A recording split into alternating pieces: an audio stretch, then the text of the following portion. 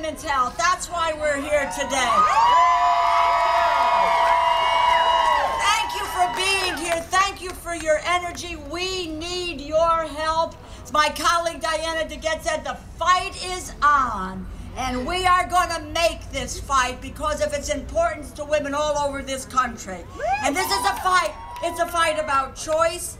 But the bad choices by Republicans that threaten women's health, basic rights, and economic well-being. Everyone agrees that we need to get our fiscal house in order, reduce the deficit, cut programs back that don't work. But why don't we start by getting rid of the $40 billion in oil company subsidies that we give out every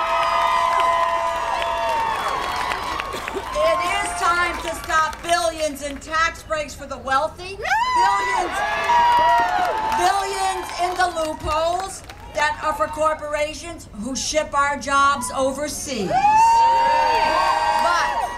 But the majority, instead of trying to cut the deficit to create jobs, they are spending all of their time on an extreme and a divisive social agenda. Make no mistake, this Congress wants to turn back the clock on women's health and on basic rights. They want to take us back to a day when family planning was not an opportunity for women.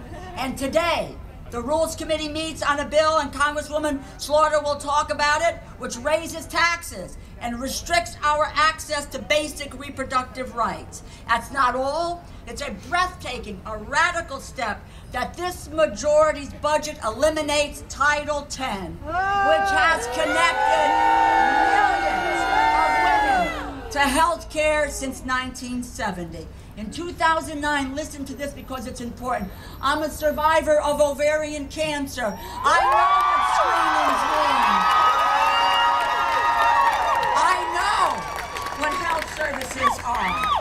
Title X provided and performed 2.3 million breast exams, 2.2 million Pap tests, and nearly 1 million HIV tests. But Republicans want to zero all of this out. And for every dollar invested in Title X, taxpayers save just under $4. But under the guise of budget cutting, the new majority is trying to end this cost-cutting, life-saving program.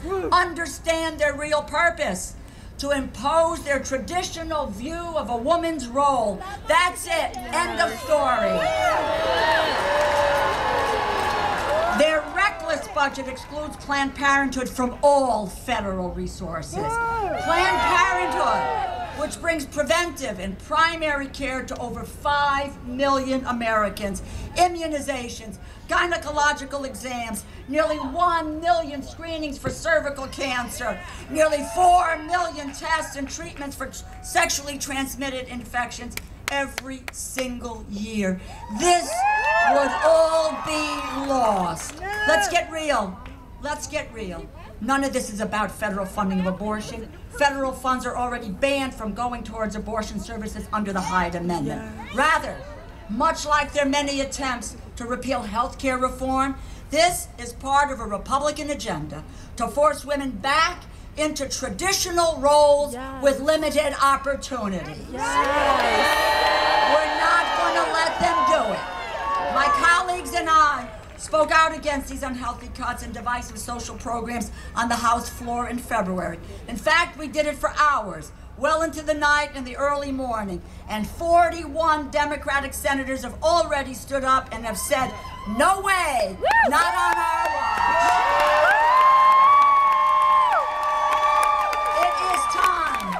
To stand up for women's health, to stand against the Republicans' reckless, divisive, and ideological assault on our health and on our basic rights. These Republican proposals are bad policy. They hurt women, and they do nothing for our economy. They will cost American dollars, and they will cost American lives. We need to make it clear today as you're standing here, and from this day forward, we will not stand for it. Thank you for being here.